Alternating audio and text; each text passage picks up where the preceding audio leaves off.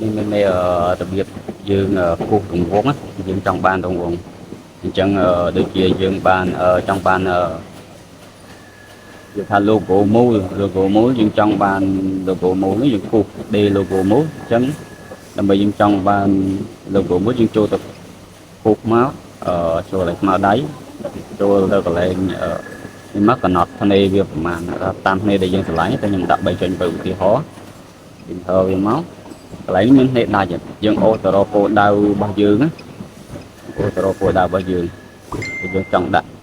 យើងដាក់ចំធ្វើយ៉ាងម៉េចឲ្យចង់ក្បាលភ្នែដែលយើងចំណុចដែលយើងចាប់ដើមហ្នឹង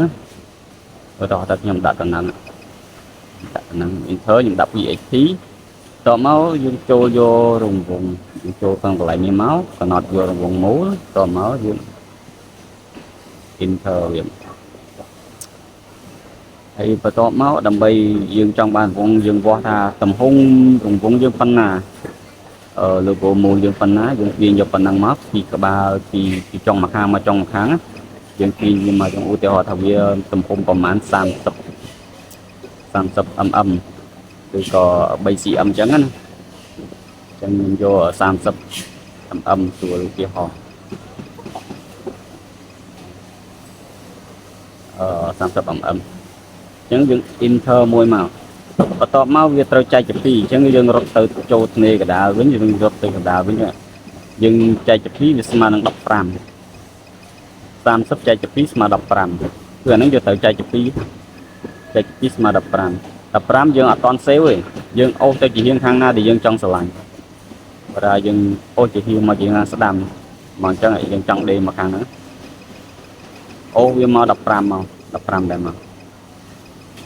15ដើម្បីវាបានជារង្វង់មូលបើលើសពី15ឬទៅ16 17គឺវាអត់រង្វង់មូលទៅជាពងមាន់វិញ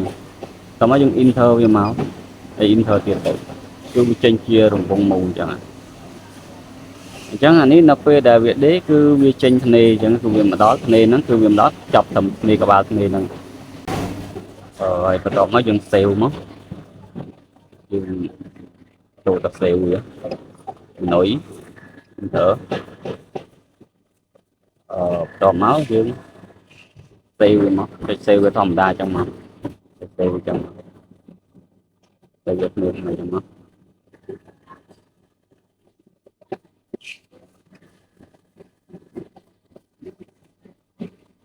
មើលដល់ពេលយើងជន់ដេក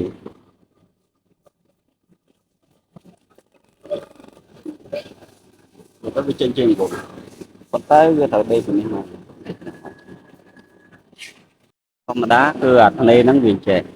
វាដេកមកអញ្ចឹងវាមិនដល់មកឈប់នៅកន្លែងធ្នេដើមមកវាអត់មានតធ្នេ2 3ជួលទេណាអញ្ចឹងយើងចូលតកែវាដើម្បីឲ្យបានតធ្នេ2 3ជួលយើងចូលតកែវាមកចូលមនួយមកបន្ទាប់មកយើងចូលកន្លែងនេះវិញយើងអត់ចូលកន្លែងកែធ្នេនេះទេយើងចូលកន្លែងនេះវិញចូលហ្នឹងមក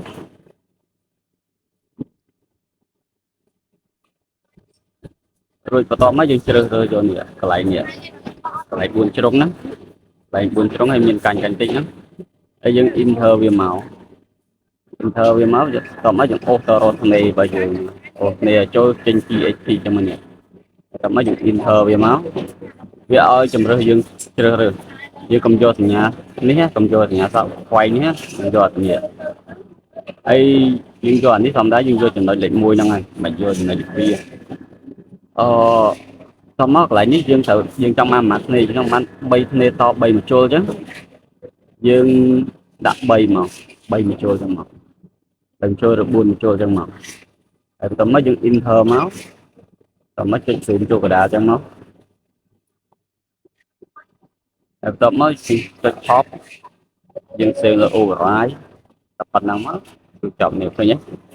ឃើញវាមកអញ្ចឹងហើយវាឃើញសញ្ញាកបិតវានៅកន្លែងនេះអញ្ចឹងមានន័យថាវាតគ្នាម្ដងហ្នឹងអញ្ចឹងជាមួយនឹងដេក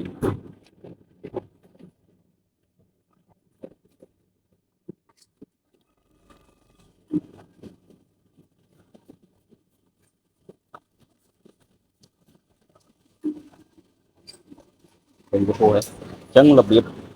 គូរង្វង់មូលនិងរបៀបបន្ថែមគ្នាត